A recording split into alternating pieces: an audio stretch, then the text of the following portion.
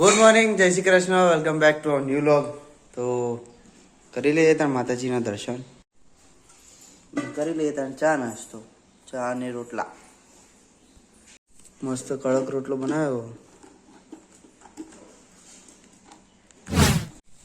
તો ચા નાસ્તો કરીને નીકળી ગયા તો આપણે વખાર બાજુ. તો વખારેથી ડાયરેક્ટ પહોંચી ગયા આપણે સલૂનમાં. પપ્પા બોલ કરતા હતા કે વાળ કપાઈએ, એટલે તો આપણે પહોંચી ગયા હતા સલૂનમાં હેર કટિંગ માટે.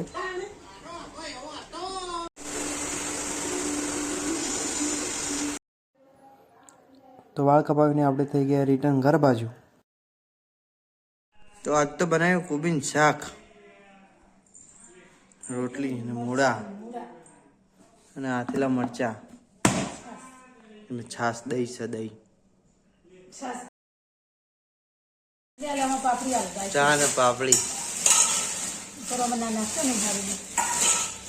લાઈન વચ્ચે એમની જ. ચિરાગ, વાળ કપાઈને કેવું લાગે? કેવું લાગે ખબર? તો પપ્પા કહેતા હતા કે વાળ કપાઈ દે. બોળું બટાકું નથી સારું લાગતું. હવે પપ્પા કે કરે તું કરવાનું સારું. હવે નોકરી કરવી હોય તો આવજો. કેવા લાગે કમેન્ટમાં બતાવજો. વાહ, નાસ્તો સોસાયટીનું કામકાજ આ તો ચેલે પોક્યું.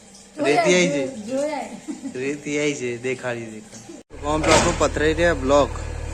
તો બ્લોકની પ્રોસેસ ચાલો, અંગાત ગાયો બાજે એટલે મસ્તી કરાવે.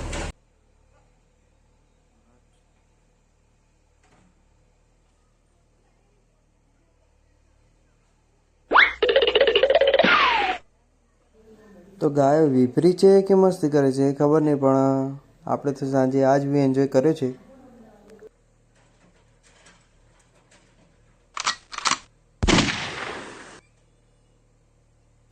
તો આજ તો બનાવ્યા વડા, મરચા, દહીં, દૂધ, ચા. તો મેં તો ચા દૂધ ભેગું કરી દીધું.